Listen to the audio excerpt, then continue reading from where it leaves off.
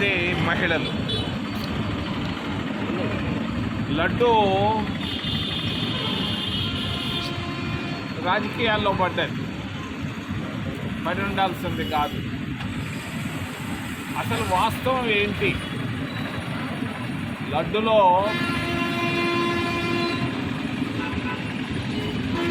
చంద్రబాబు నాయుడు చెప్పినట్టుగా ఏదైనా కల్మషం ఉందా లేదా? వాస్తవం ఏంటంటే బయట నెయ్యి కిలో 700 రూపాయలు అవుతుంది. మార్కెట్లో మనం కొనాలి నెయ్యి అంటే 700 రూపాయలు. తెలియ తక్కువ బోర్డు, టీటీడీ బోర్డు దాన్ని చీప్గా కొన్నది. 300 రూపాయలకి 320 రూపాయలకు కొన్నది. మనం ఆలోచిద్దాం. 700 రూపాయలు చేసే నెయ్యిని 300 రూపాయలకు కొంటే అది స్వచ్ఛమైన ఆవు నెయ్యి వస్తుందా? రాదు. స్వచ్ఛమైన ఆవు నెయ్యి పేరు పెట్టి 300 రూపాయలకు కొన్నారు. కల్తీ ఉంది, అనుమానం లేదు. వంట నూనె 250 రూపాయలు. మీకు ఆవు నెయ్యి 700 320 ఎట్టు వస్తుంది? వాళ్ళు వాడింది మాత్రం పరిశుద్ధమైనటువంటి ఆవు నెయ్యి కాదు. చంద్రబాబు నాయుడు చెప్పినట్టుగా అదేదో పెట్టారు, అది గుడ్డు మాంసం పెట్టారు, చేపలు పెట్టారు. ఇది అబద్ధం. చంద్రబాబు నాయుడు చెప్పింది అర్ధరహితం. దీంట్లో నిజం లేదు. కాకపోతే కల్తీ నూనె ఉంది. నూనె కలిపారు, నెయ్యి పేరు పెట్టారు, అమ్మేశారు. తప్పు అంతకు ముందున్నటువంటి ధర్మకర్త మండలి టీటీడీ బోర్డు తప్పు. చంద్రబాబు నాయుడికి పాలు హెరిటేజ్ ఉంది.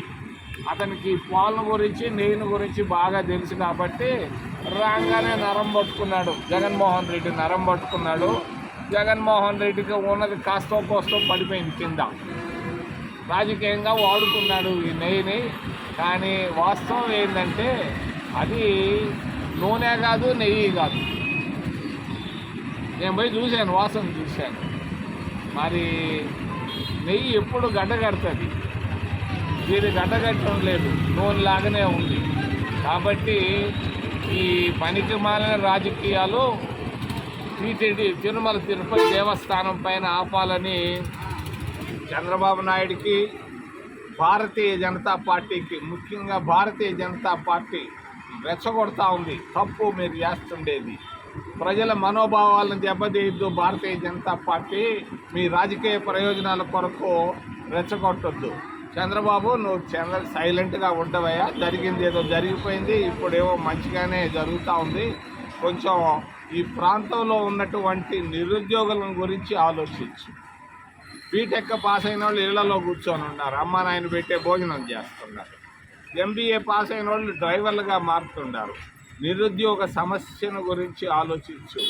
చదువుకున్న వాళ్ళంతా ఆకలితో నిద్రపోతున్నారు. ఈరోజు నిరుద్యోగులకి ఉద్యోగాలు నువ్వు ఇవ్వలేవు. నీ తరం కాదు, మీ నాయన కూడా చేయలేడు దీన్ని.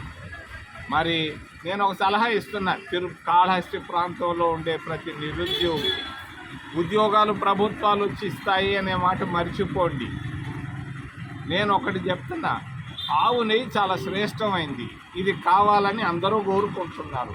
తిరుమల తిరుపతి దేవస్థానాన్ని కోరుకుంటున్నారు, శివాలయానికి కూడా, కాళహస్తి దేవాలయాన్ని కూడా కావాలని కోరుకుంటున్నారు.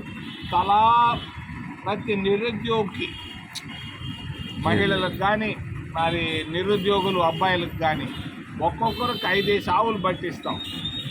5 ఆవులు పట్టిస్తాం. కావాలనుకున్న వాళ్ళకల్లా 5 ఆవులు పట్టిస్తాం. బ్యాంకు లోన్లు తీసిస్తాం. మీరు ఆవులో పాలు అమ్ముకోండి. నీ మాత్రం తిరుపతి దేవస్థానానికి.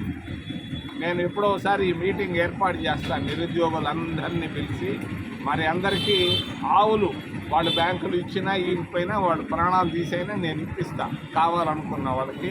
మరి స్వచ్ఛమైన ఆవుని నెయ్యి మనం ఈ ప్రాంతం నుంచే మనకు కావాల్సిన ఆదాయాలు తీస్తామని తెలియజేస్తూ చంద్రబాబు నాయుడిని తిరుపతి పైన తిరుమల పైన రాజకీయాలు ఆపమని నేను అడుగుతున్నా. నాకు బాగా తెలుసో తెలియకో మాట్లాడేసావు, తొందరపడ్డావు. నిన్న సుప్రీంకోర్టులో నీకు బొట్టుకాయలు వేశారు, బాగా పడ్డాయి నీకు. మరి అంతకుముందు చేసిన వాళ్ళు కూడా తప్పే, వాళ్ళ పేర్లు నేను చెప్పడం లేదు. కానీ వైసీపీ ప్రభుత్వంలో ఉన్నటువంటి పాలక మండలి కూడా విపరీతమైన తప్పులు చేసేది. టికెట్లు అమ్ముకున్నారు వాళ్ళు. 500 రూపాయల టికెట్ని 5,000 రూపాయలకు అమ్ముకున్నారు. మరి ఇంకా చాలా పొరపాట్లు చేశారు. దేవుడు డబ్బుని నష్టం చేయకుండా జాగ్రత్తగా పెడితే బాగుంటుంది. ఇక నుంచి వచ్చేటువంటి లడ్డు పవిత్రమైన లడ్డు వచ్చేట్టుగా చూస్తామని తెలియజేస్తూ నేను ఆర్టీసీ బస్ స్టాండ్ దగ్గర నుండి మాట్లాడుతున్నా. ఒకటి చంద్రబాబు నాయుడు చెప్పాడు, ఆర్టీసీలో మహిళలందరికీ ఉచితంగా ఇస్తా అన్నాడు. నువ్వు ఎప్పుడు ఇస్తావు చంద్రబాబు? చెప్పు, ఇది చెప్పు. లడ్డు సంగతి మాకు వదిలిపెట్టి మేము చూసుకుంటాం, మేము పవిత్రమైన లడ్డు వచ్చేది చేస్తాం. ఆర్టీసీలో నువ్వు మహిళలను ఎక్కిస్తా అన్నావు. అక్కడ కర్ణాటకలో కాంగ్రెస్ పార్టీ ఎక్కిస్తూ ఉంది, ఆడ తెలంగాణలో ఎక్కిస్తూ ఉంది. నువ్వు ఎక్కిస్తానన్న మహిళలకి ఎప్పుడు ఎక్కిస్తావు, ఎన్ని రోజుల్లో ఎక్కిస్తావు? ఈ సంగతి నువ్వు రేపు తిరుపతికి వచ్చినప్పుడు చెప్పాలని నేను డిమాండ్ చేస్తూ